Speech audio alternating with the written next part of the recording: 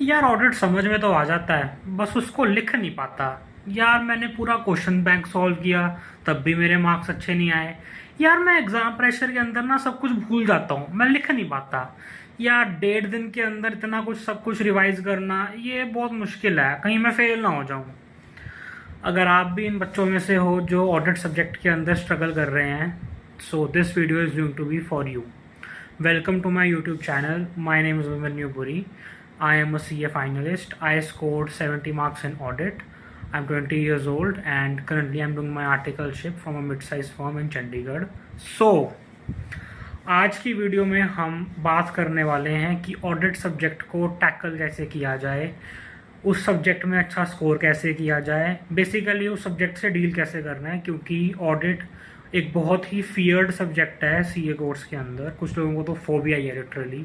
तो मैं आज अपने ऐसे एक्सपीरियंसेस शेयर करने वाला हूँ या मेरी कुछ ऐसी एडवाइसेस या सजेशंस जो कि अगर आप उसे अपनी प्रिपरेशन में डे 1 से इम्प्लीमेंट कर लो तो वो आपको काफ़ी हेल्प कर सकती हैं। So without wasting any time, the first point, we have to ask ourselves that why does audit feels so tough to us।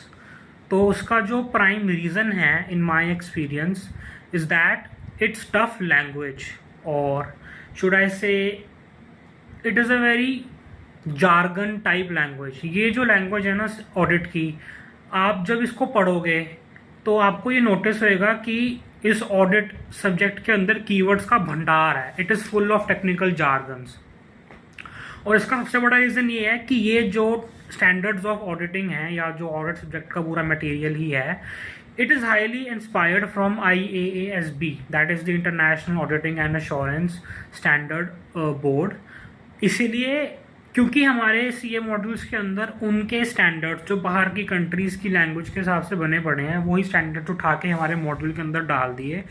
इसी वजह से जो उनकी लैंग्वेज है वो काफ़ी अनफेमिलियर है, हम उस लैंग्वेज से इतने फेमिलियर नहीं है। बेसिकली वो प्लेन इंग्लिश नहीं है, वो लेमन लैंग्वेज नहीं है, वो काफ़ी अलग टाइप से लिखी हुई लैंग्वेज है। And it is verse then corporate law, क्योंकि लॉ की लैंग्वेज तब भी एक प्रोफेशनल लैंग्वेज कह सकते हैं, बट ऑडिट की लैंग्वेज तो कुछ और ही टाइप की लैंग्वेज है, वो तुम्हें समझ ही नहीं आएगी। जब तुम उसको पढ़ोगे ना लिटरली तुम्हारे सिर के ऊपर से तो जाएगा ही, पर तुम डरोगे भी कि यार ये तो अजीब सी लैंग्वेज है, ये तो मेरे को समझ में ही नहीं आ रही, इसको रिटेन कैसे करूँगा, इसको समझूंगा कैसे।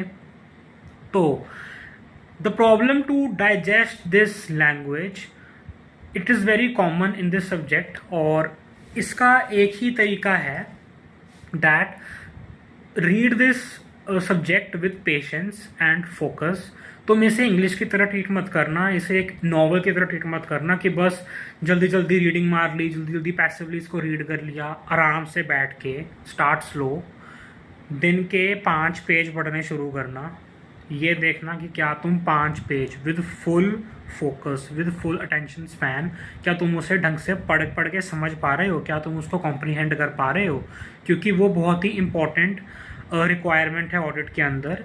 क्योंकि तुम ऐसे नज़र मार के पढ़ तो सकते हो, पर भाई तुम्हें समझ में नहीं आने वाला। जो उसके अंदर बड़े बड़े मेजर कीवर्ड्स होते हैं, तुम्हें लगेगा कि बस इसका बेसिक बेसिक यही मीनिंग है, पर बेसिक मीनिंग नहीं जानना, काफ़ी डिटेल में उन वर्ड्स को डीकोड करना है।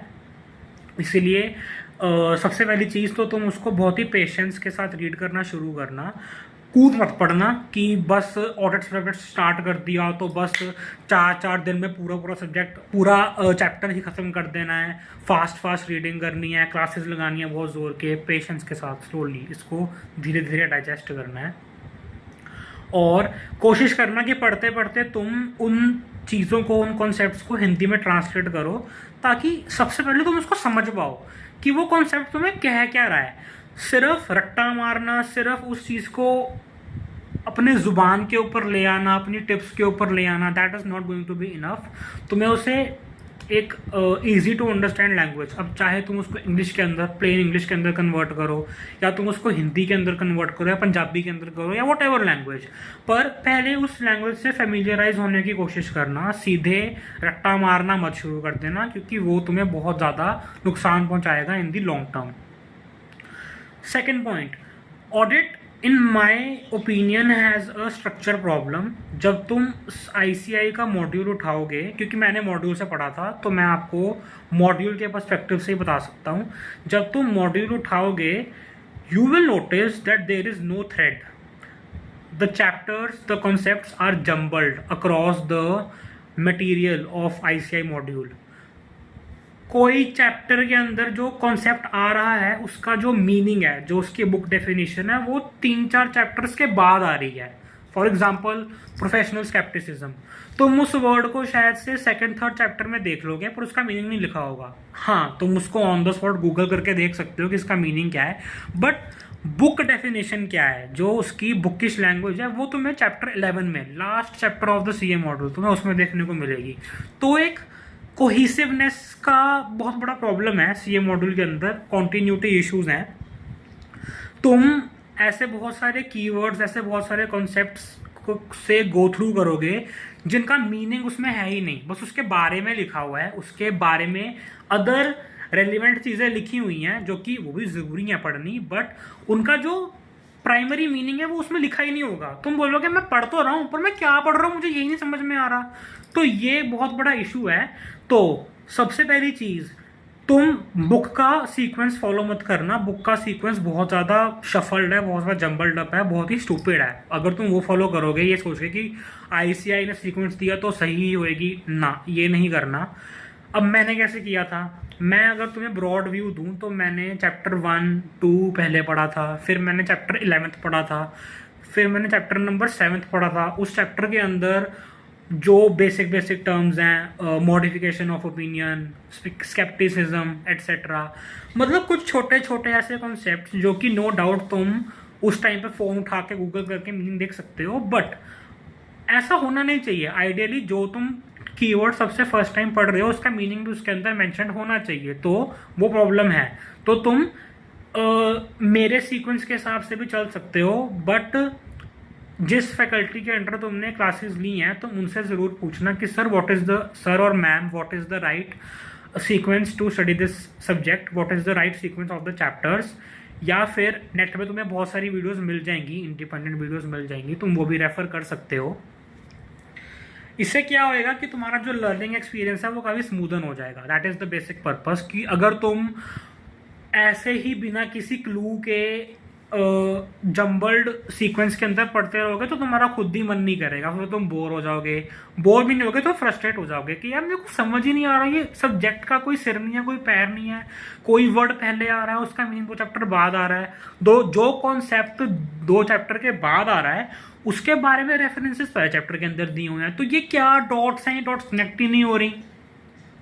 तो अगर तुम ढंग से सीक्वेंस को फॉलो करोगे तो your dots will start connecting, your learning experience will smoothen up. Basically तुम्हें बहुत आसानी होएगी पढ़ने के अंदर। मैंने गलती करी थी, मैंने शुरुआत के 1-2 महीने इसी चीज़ में वेस्ट कर दिए थे। मैं बुक की सीक्वेंस फॉलो कर रहा था, मैंने खुद से पूछा ही नहीं किसी से, पर जब मैंने बाद में पूछा तो मुझे पता लगा कि ऐसे नहीं करना होता, अलग से सीक्वेंस फॉलो करनी होती है। The third point is, and that is the continuation of the second point, कि just because तुमने अपनी सीक्वेंस को इम्प्रूव कर दिया तो ये मत सोचना कि बस फुलफिल हो गया। तुम्हें मल्टीपल रीडिंग्स तब भी मारनी पड़ेंगी, बी प्रिपेयर्ड फॉर दैट, क्योंकि इस सब्जेक्ट के अंदर हमें multiple full readings of the whole syllabus बहुत नेसेसरी है। क्योंकि प्रॉब्लम है रिटेंशन की। भाई तुम जो आज पढ़ रहे हो तुम्हें कल याद नहीं रहेगा, ये सब्जेक्ट ही ऐसा सा है। तुम कोई एक चैप्टर आज पढ़ोगे ना, तुम्हें नेक्स्ट डे उसको दोबारा से रिवाइज करना पड़ेगा। और ये पॉइंट इसलिए इम्पॉर्टेंट है क्योंकि ये सब्जेक्ट बदनाम ही इस चीज़ के लिए है कि इस सब्जेक्ट के अंदर जो रट्टा है वो बहुत स्ट्रॉन्ग लेवल का चाहिए। बेसिकली आपको रोबोट की तरह पढ़ना पड़ेगा और आपको इतना तगड़ा रट्टा मारना है, इतना स्ट्रॉन्ग रट्टा मारना है कि एग्ज़ाम के दिन तक तो आपको याद रहना चाहिए, उसके बाद याद रहे ना रहे दैट डजंट मैटर। तो आपको मल्टीपल रीडिंग्स देनी पड़ेंगी 3 से 4 बार। मैंने तो 4-5 बार पूरा का पूरा ऑडिट का सिलेबस रीड मारा था, तो आपको भी प्रिपेयर्ड रहना पड़ेगा। एंड ये मत सोचना कि जस्ट बिकॉज तुमने एक्टिव रिकॉलिंग कर ली, तुमने बस हल्का सा बोल बोल के वोकली रिवाइज कर लिया तो that will be sufficient. It might be sufficient for some of the students, but लिख लिख के प्रैक्टिस करना भी शुरू करो, स्पेशली फॉर दिस सब्जेक्ट। तुम्हें इस सब्जेक्ट के अंदर रिटर्न में प्रैक्टिस करनी पड़ेगी, सारी चीज़ें नहीं करनी, बट कुछ मेजर मेजर कॉन्सेप्ट्स होते हैं, जैसे एसेज हो गए, कारो हो गया। एसे के अंदर भी जो बहुत ही अल्ट्रा इंपॉर्टेंट एसे हैं, जैसे कि एसे 700 मॉडिफिकेशन ऑफ ओपिनियन, की ऑडिट मैटर, ईओएम वगैरह वगैरह। चैप्टर नंबर 3 जो कि बहुत ही ज़्यादा बेकार चैप्टर है, I hated that subject, hated that chapter, chapter number 3। तो वैसे से जो चैप्टर्स हैं, खासकर वो ऑटोमेशन वाला चैप्टर, ऑटोमेशन वाला कॉन्सेप्ट, तो उन चीज़ों को तुम्हें लिख लिख के प्रैक्टिस करना पड़ेगा, और कोई चारा ही नहीं है। अगर तुम ये सोच रहे हो कि मैं बस ऊपर ऊपर से बोल बोल के रीड कर लूँगा, एक्टिव रिकॉलिंग कर लूँगा, तो वो तुम्हारे लिए थोड़ा सा डिजास्ट्रस हो सकता है। तुम शायद पेपर के दिन भूल जाओ, तो लिख लिख के करना, तुम्हारी मसल मेमोरी के अंदर आ जाएगा। और इस टिप को फॉलो करने से तुम्हारी कॉन्सेप्चुअल क्लैरिटी भी इंप्रूव होएगी। अपने फ्रेंड्स को समझाया करो, अपने फ्रेंड्स को टीच करना शुरू करो, अपनी फैमिली को समझाना शुरू करो। बेसिकली कुछ ना कुछ तरीके से दूसरों को टीच करो, क्योंकि दूसरों को जब पढ़ाओगे ना तो तुम्हें खुद का पता लगेगा कि तुम्हें खुद को कितना समझ में आ रहा है। The next point is just like corporate law, keywords का इस सब्जेक्ट के अंदर बहुत ही मेजर इंपॉर्टेंस है। और इस सब्जेक्ट में ये बिल्कुल मत एक्सपेक्ट करना कि अगर तुमने जेनरिक आंसर्स लिख दिए, बीकॉम की तरह इसको ट्रीटमेंट दे दिया, तो तुम्हें नंबर मिल जाएंगे। 0 मार्क्स मिलेंगे, 0। बहुत स्ट्रिक्ट चेकिंग होती है सब्जेक्ट के अंदर। कीवर्ड्स होंगे तो नंबर मिल जाएंगे, तब तुम्हें ठीक से नंबर मिल जाएंगे, अनजस्टिफाइड चेकिंग नहीं होएगी। बट जेनरिक आंसर्स मत लिखना, professional keyword based, sufficient keywords. ये भी नहीं कि जिस आंसर के अंदर 5-10 कीवर्ड्स हैं उसमें तुम एक ही कीवर्ड लिख कर आ रहे हो, ये भी नहीं करना। पूरे पूरे कीवर्ड्स लिखने पड़ेंगे। Examiner should be satisfied with your answer, तो ही तुम्हें नंबर मिलेंगे। The next point is the association problem. तुम ना एक बहुत बड़े प्रॉब्लम के अंदर फंसने वाले हो, तो मैं आज ही बता रहा हूँ। जब ना तुम ऑडिट पढ़ोगे तो the biggest problem that you are going to face is that मैं पढ़ तो लेता हूँ पर लिखना कैसे मेरे को समझ में नहीं आता। ये सबकी कहानी है ऑडिट के अंदर, क्योंकि जब तुम पढ़ रहे हो तो तुमको आंसर तो पता लग रहा है कि मैं बुक के अंदर जो मटेरियल पढ़ रहा हूँ ये किसी चीज का आंसर है, पर ये किस चीज का आंसर है? क्वेश्चन में ऐसा क्या लिखा हुआ होगा, क्वेश्चन में ऐसी क्या लाइन होएगी जिसको देख के, या क्वेश्चन में ऐसे क्या कीवर्ड्स होंगे जिसको देख के मैं ये आइडेंटिफाई करूं कि हाँ अगर ये चीज लिखी हुई है तो उसके लिए मैं ये वाला आंसर लिखूंगा। ये यहाँ पे तुम फंसोगे, और क्योंकि ऑडिट की लैंग्वेज इतनी कॉन्स्पिक्यूअस है कि तुम एसोसिएट ही नहीं कर पाओगे। हेडिंग तो दे रखी होएगी, पर उस हेडिंग का उस आंसर से कोई एक स्पेसिफिक रिलेशन या कोई स्पेसिफिक एसोसिएशन उस सब्जेक्ट में है ही नहीं।